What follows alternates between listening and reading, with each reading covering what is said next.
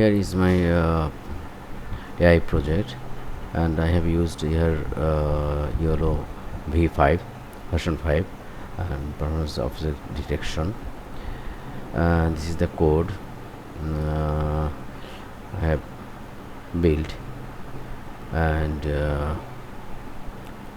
now we are showing that what will be happened when the code is running. And I have used here PyCharm.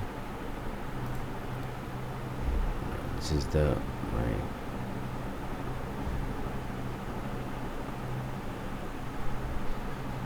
yes, come on.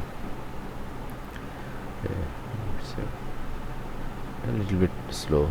This is show the car and detect the car and object something sometime, and it will be a trainer project, and a simple project, a simple AI project. And in future we'll go to deep learning about object detection, so if you are interested to learn this, you can join with me. Thank you. Bye bye.